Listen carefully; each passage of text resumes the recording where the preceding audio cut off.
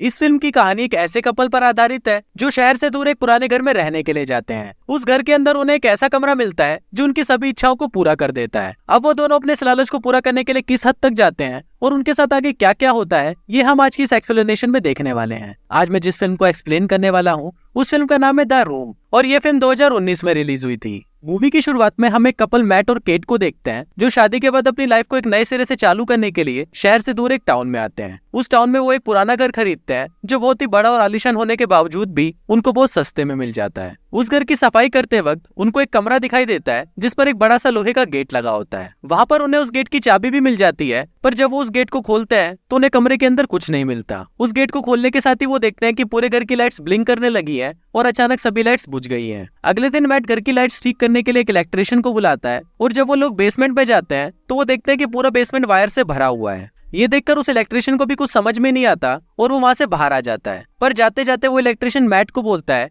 कि आपने ये घर खरीद कैसे लिया, क्योंकि ये घर बहुत टाइम से खाली पड़ा था। मैट जब उसे इसका रीजन पूछता है तो वो इलेक्ट्रिशियन उसे बताता है कि कुछ साल पहले इस घर में मर्डर हुआ था जिस वजह से कोई भी इसे खरीदना नहीं चाहता। उस इलेक्ट्रिशियन के जाने के बाद मैट उस घर में हुए मर्डर के बारे में जानने के लिए इंटरनेट पर सर्च करता है और उसे पता चलता है कि जिस आदमी ने मर्डर किया था उसका नाम जॉन डो था और अब वो एक मेंटल असाइलम में बंद है। अब मैट इस हादसे के बारे में सुनकर काफी परेशान हो जाता है और वो अपने साथ एक दारू की बोतल लेकर उसी लोहे के दरवाजे वाले रूम में जाकर बैठ जाता है। अब दारू की बोतल पूरी पीने के बाद मैट ये विश करता है कि काश उसके पास दारू की एक और बोतल होती। मैट के ऐसा बोलते ही घर की सारी लाइट्स ब्लिंक करने लगती है और अचानक उसके सामने दारू की एक और बोतल आ जाती है। ये देखकर मैट हैरान हो जाता है कि ऐसा कैसे हुआ। अगले दिन केट जब मैट को ढूंढते हुए उस रूम में आती है तो वो देखती है कि उस रूम में मैट के आसपास बहुत सारी महंगी पेंटिंग्स पड़ी हुई है। ये सब देखकर केट चौंक जाती है और वो मैट से पूछती है कि ये सब कहाँ से आई, पर मैट उसे इसका कोई जवाब नहीं देता और वो उसे एक विश मांगने के लिए बोलता है। अब मैट की बातों से केट को लगने लगता है कि शायद वो उसके साथ कोई मजाक कर रहा है और मजाक में ही केट $1 मिलियन की विश मांग लेती है। पर केट के ऐसा बोलते ही उसके सामने $1 मिलियन आ जाते हैं जिसको देखकर केट भी शॉक्ड हो जाती है। अब इन दोनों को लगने लगता है कि शायद ये रूम उनकी सभी विशेष को पूरी कर सकता है, इसलिए वो एक एक करके उस रूम से ढेर सारी विशेष मांगने लगते हैं, जैसे खाना, दारू, पैसे और बहुत कुछ। अब धीरे धीरे उन दोनों में इतना ज्यादा लालच आ जाता है कि वो उस रूम से सब कुछ मांग लेते हैं। पर एक दिन वो दोनों इससे भी बोर हो जाते हैं और इधर केट भी धीरे धीरे डिप्रेशन में जाने लगती है। केट की ऐसी हालत को देखकर मैट उसे बोलता है कि अब हमें एक बच्चे के साथ अपनी फैमिली स्टार्ट कर लेनी चाहिए। पर मैट की बात सुनकर केट उसे चिढ़ जाती है क्योंकि वो दोनों पहले भी 2 बार बच्चे के लिए ट्राई कर चुके हैं और दोनों ही बार उनका बच्चा पेट में ही मारा जाता था। अब केट मैट की बात सुनकर गुस्सा हो जाती है और वहाँ से चली जाती है। थोड़ी देर बाद जब मैट केट को मनाने के लिए जाता है तो वो देखता है कि केट एक छोटे से बच्चे के साथ खेल रही है जिसको उसने उस विशिंग रूम से मांगा था। मैट को ये देखकर बहुत गुस्सा आता है और वो केट को बोलता है कि ये बच्चा हमारा नहीं है, इसलिए तुम इसे जहाँ से लेकर आई हो वहीं वापस छोड़ दो। अब केट की तो इच्छा नहीं थी पर फिर भी वो मैट की बात मान लेती है और वो दोनों जैसे ही उस बच्चे को लेकर उस रूम के अंदर जाते हैं तो दोनों में से कोई भी उस बच्चे को वापस लेने की विश मांग नहीं पाता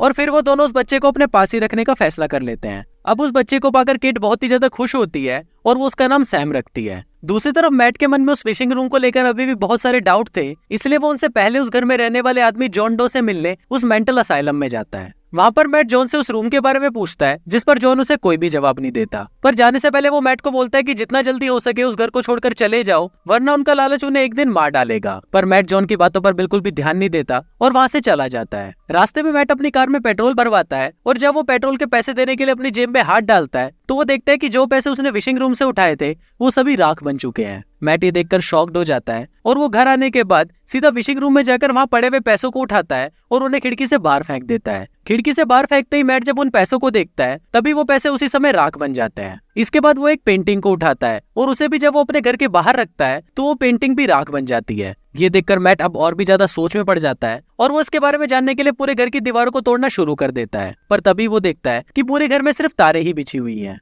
दूसरी तरफ केट सैम को लेकर बाहर घूमने जा रही होती है पर तभी मैट केट के पास आता है और उसे बाहर जाने से मना कर देता है। पर केट मैट की बात नहीं सुनती और वो सैम को लेकर बाहर चली जाती है। बाहर जाते ही केट देखती है कि सैम रोना शुरू कर देता है और धीरे धीरे उसका शरीर भी गलने लगता है। अब इसको देखकर केट भी चिल्लाने लगती है और केट की आवाज सुनकर मैट भागता हुआ बाहर आता है और तुरंत सैम को उठाकर अंदर ले जाता है। फिर केट जब घर के अंदर आती है तो वो सैम को देखकर शॉक्ड हो जाती है। वो देखती है कि सैम अब पहले से बड़ा हो चुका है। फिर मैट केट को समझाता है कि ये घर एक प्रिंटर के जैसा है ये किसी भी चीज को बना सकता है, पर तुम्हें उस चीज को घर के अंदर ही रखना पड़ेगा, क्योंकि घर से बाहर निकलते ही वो चीज पूरी तरह राख बन जाएगी। अब इसके बाद से ही केट सैम को लेकर और भी ज्यादा पॉसेसिव हो जाती है और वो पूरे घर को लॉक कर देती है, जिससे सैम कभी भी घर से बाहर निकल ही ना पाए। इसके अलावा केट सैम को डराने के लिए उसे ये भी बोलती है कि इस घर के बाहर बहुत ही खतरनाक जम्स हैं और अगर वो इस घर से बाहर गया तो वो जम्स उसे पकड़ लेंगे। अब ऐसे ही कुछ दिन बीत जाते हैं और एक दिन मैट देखता है कि सैम उस विशिंग रूम में जाकर खेल रहा है और उसे उस रूम की पावर्स के बारे में भी पता चल चुका है। अब सैम को उस रूम में देखकर मैट उस पर बहुत गुस्सा करता है और उसे डांटने लगता है, पर केट मैट को सैम को डांटता हुआ देखकर उससे ही झगड़ा करने लग जाती है। तभी घर के फोन की घंटी बजती है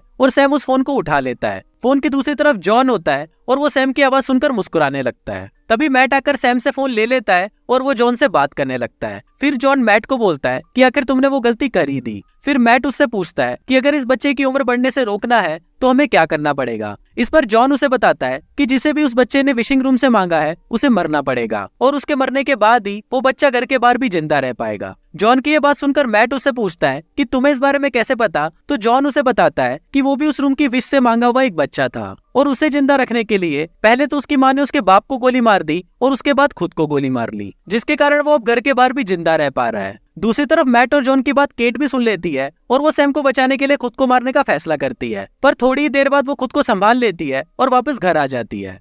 रात को केट और मैट पलंग तोड़ गपागप करते हैं और सैम चुपके से उन दोनों को देख रहा होता है। यहाँ पर हम देखते हैं कि सैम को केट और मैट का नजदीक आना बिल्कुल भी पसंद नहीं आता। अगले दिन सैम घर का दरवाजा खोलकर बाहर चला जाता है, पर मैट दरवाजे की आवाज को सुन लेता है और फिर वो दोनों भागते हुए नीचे आते हैं। नीचे आते ही वो दोनों देखते हैं कि सैम अब और भी ज्यादा बड़ा हो चुका है। सैम के हाथ में मैट की एक बंदूक होती है जिससे वो मैट को मारने की कोशिश करता है, पर तभी केट सैम के पास आती है और उसे शांत करने की कोशिश करती है। फिर सैम का ध्यान जैसे ही दूसरी तरफ जाता है तभी मैट उससे गन छीनने के लिए उसके पास आता है। अब दोनों में ही लड़ाई होने लगती है और जब केट उसको छुड़ाने के लिए उसके पास जाती है तभी उसे एक जोर का धक्का लगता है और उसका सिर एक पियानो से टकराता है, जिससे वो वहीं बेहोश हो जाती है। थोड़ी देर बाद जब केट को होश आता है तो वो देखती है कि उसके सामने सिर्फ मैट बैठा हुआ है। फिर केट मैट से सैम के बारे में पूछती है तो वो उसे बताता है कि लड़ाई करते वक्त उसके हाथ से गोली चल गई, जिससे सैम की मौत हो गई और फिर उसने सैम को घर से बाहर फेंक दिया और वो राख बन गया। अब केट को ये सुनकर सैम के बारे में बहुत बुरा लगता है, पर थोड़ी देर बाद मैट उसके पास आता है और उसके साथ जबरदस्ती गपागप करने की कोशिश करता है। तभी केट को समझ आ जाता है कि ये मैट नहीं बल्कि सैम है। फिर केट उससे बचने के लिए वहाँ से भागने की भी कोशिश करती है,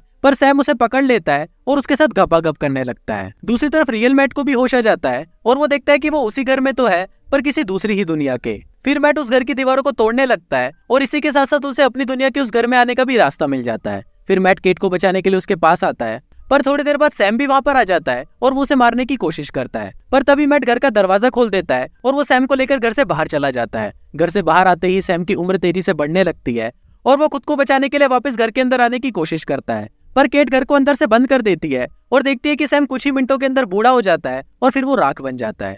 अब फिल्म के लास्ट सीन में हम देखते हैं कि मैट और केट ने उस घर को छोड़ दिया है और कुछ महीनों बाद केट को पता चलता है कि वो माँ बनने वाली है, पर केट इस बात को जानकर शॉक्ड हो जाती है कि वो बच्चा मैट का नहीं बल्कि सैम का है। और कुछ इसी तरह से ये फिल्म यहीं खत्म हो जाती है।